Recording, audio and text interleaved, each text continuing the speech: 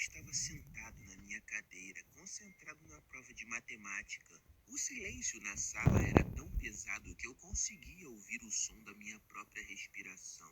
De repente, eu senti um toque no meu ombro.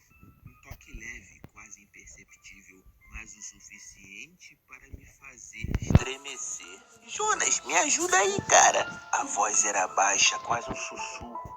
Jonas, me ajuda aí, cara! Mas eu reconheci na hora. Era o Lucas, o cara que sempre sentava atrás de mim. Só que algo estava errado. Lucas não estava mais na nossa turma. Ele tinha sumido há umas semanas e ninguém sabia onde ele estava. E agora apareceu na prova de matemática. A professora tinha dito que ele tinha se mudado da escola. Lucas, que diabo você está fazendo aqui? O meu coração acelerou, minhas mãos começaram a tremer. Preciso da resposta da questão 3, Jonas. Por favor, me ajuda. A voz dele era diferente. Eu senti um arrepio percorrer minha espinha. Não podia me virar. Se a professora me visse conversando, eu estaria ferrado. Além disso, eu não ia arriscar ser pego dando cola. Eu já não estava muito bem naquele bimestre. Tinha que passar. Eu não posso, Lucas. Desculpa, cara. Jonas, por favor, cara. Eu preciso passar. Eu não quero ficar aqui para sempre. Aquela frase me deixou gelado. O que ele queria dizer com ficar aqui para sempre? Antes que eu pudesse pensar melhor, a campainha tocou, anunciando o fim da prova. Respirei aliviado e comecei a juntar minhas coisas. Jonas, não me deixe aqui, cara. A voz de Lucas soou desesperada demais, velho. Mas ainda baixa, como se só eu pudesse ouvir. Meu coração disparou e eu finalmente me virei para trás. A cadeira de Lucas estava vazia. Ninguém estava sentado lá, cara. Olhei em volta, mas nenhum dos meus colegas parecia ter notado algo diferente ali. A professora estava recolhendo as provas e os outros alunos conversavam entre si, completamente alheios.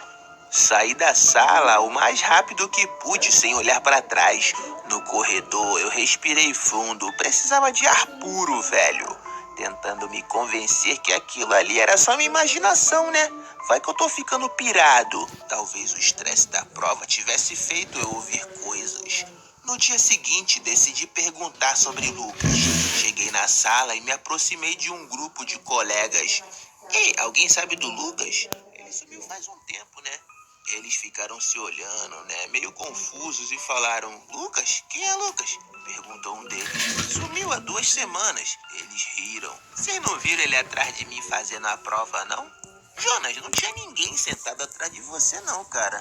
A última prova só tinha algumas pessoas lá fazendo, né? Porque era da recuperação, cara.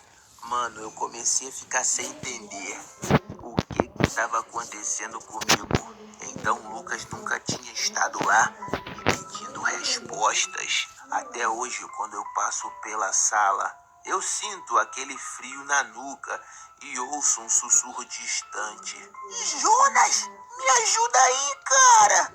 Eu não posso ficar aqui para sempre! Será que Jonas está ficando maluco e não existe esse tal de Lucas?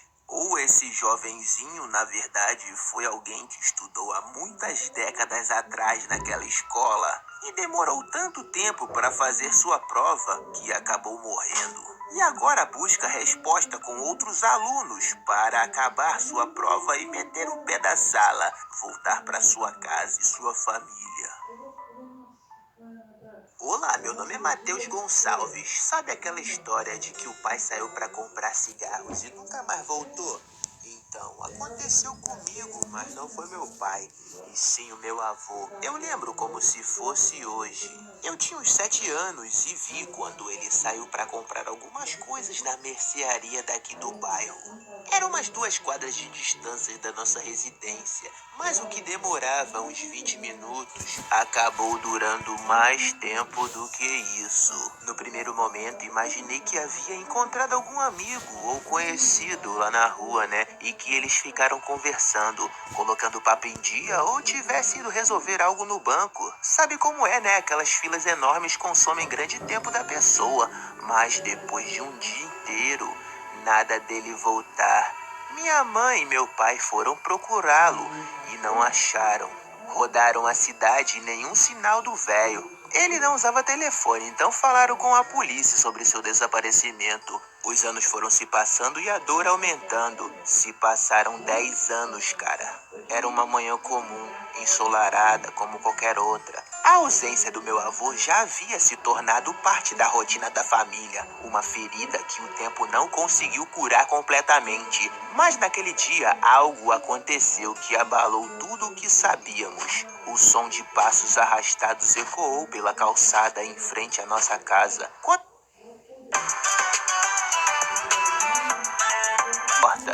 Quase deixei cair meu pão. Lá estava ele. Meu avô vestia a mesma roupa, camisa cinza com manchas de café, do mesmo dia em que desapareceu. Não havia uma única ruga a mais em seu rosto.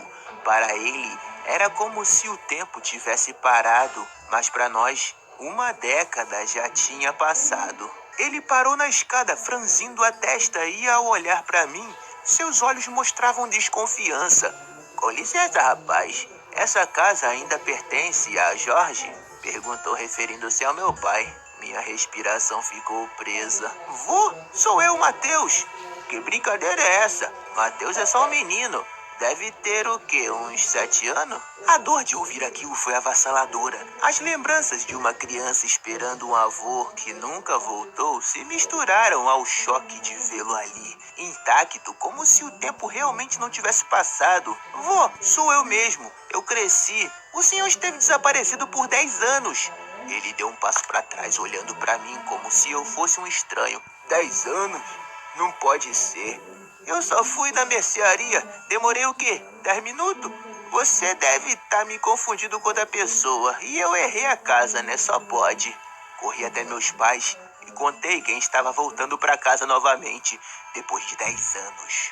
Meus pais não acreditavam no que estavam vendo. Ficaram imóveis e pálidos.